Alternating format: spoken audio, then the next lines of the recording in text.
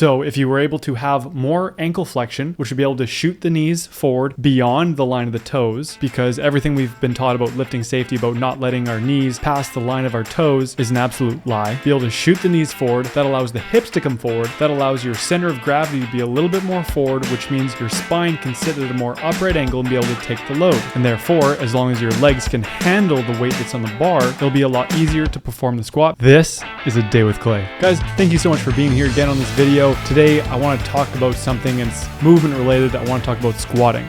First, I want to tell a little bit of a story. So the other day, I was with someone that I work with, and he was explaining to me that he can't quite squat the way he used to. Now, this guy that I'm working with, he's rather athletic, and he's got crazy hip mobility and shoulder mobility. He's a really flexible guy. He's in quite good shape, but that's one of the things he mentioned to me. He was squatting earlier that day. He said, I can't quite squat as heavy as I used to. So, okay, let's do a little assessment. Let's see your squat. So he's doing his squats in front of me, and I'm looking at him, and I ask him a question. I said, do you think your ankle mobility is hindering your squats? And because he knows he's so flexible, his initial response was, no. So I looked at his squats from a couple different angles, and I could tell that it was his ankle mobility, or lack thereof, that was actually causing him to be a little bit out of form, which caused him to not be able to carry as much of a load. Okay, so let's think about it. Let's break this down. If this is your foot on the ground, and this is like your fibia tibia, and if you come down like this far, and your knee is where my finger is, the less ankle flexion you have, the further back your hips are going to draw. So if you're bringing the bar further down, then naturally the only place left to have flexion is in your hips, which is causing your spine to be at a more harsh angle, which makes it harder to carry a load. So if you were able to have more ankle flexion, which would be able to shoot the knees forward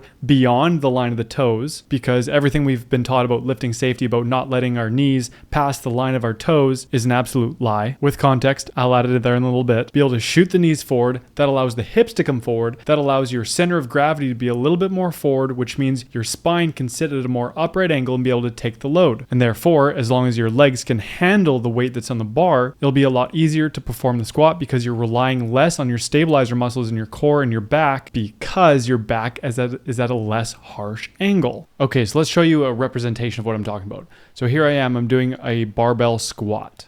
And as you're going to notice, I'm going to come down to a position so that my knees do not cross the plane of my toes. Right, so see here, see how my knees are lined up over my toes, which forces my hips to shoot backwards, because my knees aren't sticking this way. Often that's due to ankle mobility issues. And because I have to stick my butt further back out, I have to have my back at a more horizontal angle in order to be able to support the weight that's on my shoulders without falling backwards. So then as we go through this, I'm going to shift forward. You see that?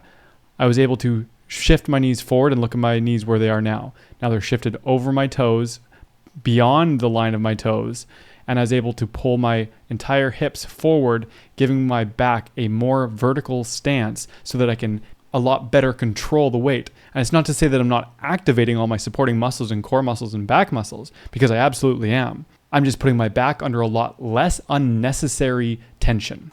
So I'm going to come up, and I'm going to come back down. I think it's on this squat, where I'll be down and then I'll shift my knees backwards. No, on the next one, I'll come down in a improper position. Yeah, you see my butt shoot super far back, and look at that position. See that how horizontal my back is, knees stacked over the toes, and I'm going to shift. So I'm going to shift and push the knees forward this way, which will bring my hips forward, bring my back more vertical. There it is.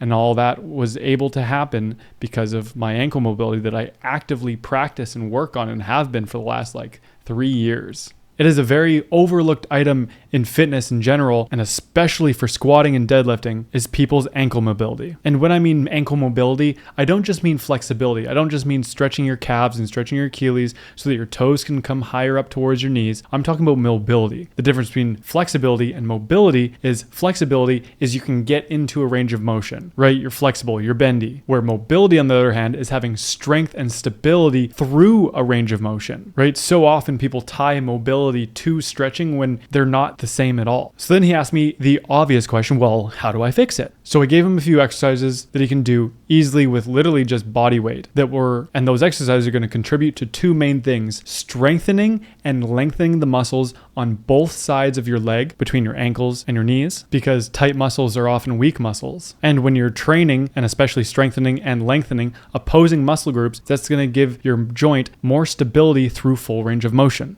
So when I told my client that there's exercises you can do to help with ankle mobility and strengthening opposing muscle groups in the leg in order to pull the toes closer to the heels, this is one of my favorites. Literally just doing a backwards walk on the treadmill. I have this set to a stronger resistance, so I actually have to push the tread from under me. You can do the same thing walking on a normal treadmill and backwards, or you can be pulling a sled having weight anchored by your hips and just walking backwards on grass, focusing on the extension, pulling the knee towards, or the toe towards the knee, and pushing off with the balls of your feet, activating your quads. And this is doing standing tib raises, where all I'm doing is leaning against a wall or a pole and pulling my toes towards my knees as far and squeezing as tight as possible, working out the front of the shin there, the tibialis muscle, while keeping the legs locked and keeping the quads activated and keeping the core and the glutes activated. And doing that, you'd be surprised at just how hard that is, especially if you haven't done any ankle mobility work.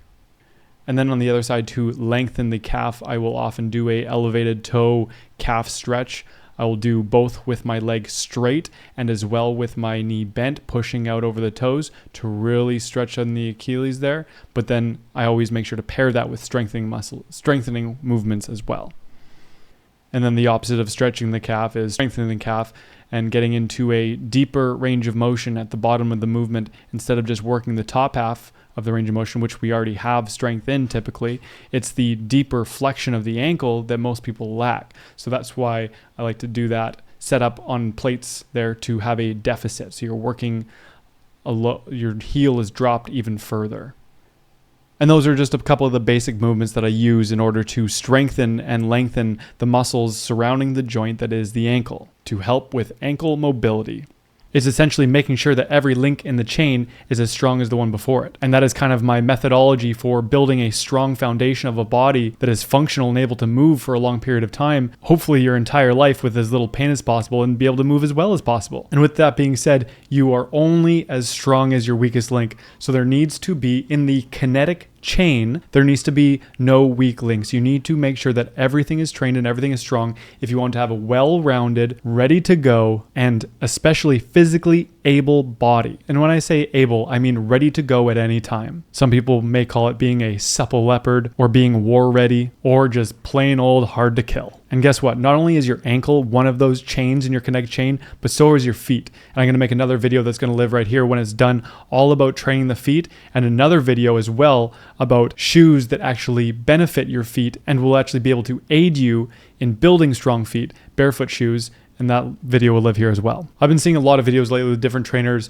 posting up on different modalities. On one side of the spectrum, you get a guy saying, train to 90 degrees only, everything to 90 degrees, and that's how you build strong, resilient joints, and that's how athletes reduce the risk of injuries, and the list goes on in scientific studies and blah, blah, blah. And then on the other side, you get an ATG principle. I'm not affiliated with ATG, but I'm a big believer in the knees over toes guy and his whole methodology of training, which is literally what I just said, is being able to have strong and stable muscles through full ranges of motion to build a strong foundation of a body. And I'm gonna make a whole nother video on the breakdown of those two training methodologies, and that's going to live right there as well, because unfortunately I think we have been spoon-fed a lot of information that doesn't necessarily serve us in the long run. And guys, this is what I do. This is what I'm so passionate about. Help people move as well as possible, as strong as possible, to be able to move as long as possible with as little pain as possible. My personal mentality, there will never be a kid or a nephew or a friend's kid that will ever beat me in a foot race, and physically I want to be in the 1% of the 1% of people. And that doesn't just boil down to being fit. I have I've always been in fairly good shape, but I've never truly been overall healthy. And it wasn't until like 5 years ago when I was starting to have some gut issues and I started actually paying attention to them, having to pay attention to what I was putting in my body, that I really discovered what the whole overarching theme of actual health is, and getting so dialed in with everything. And it makes such a big difference. And I want to be doing this for as long as possible. Muscles are being called right now the organ of longevity. And I haven't always had this training methodology.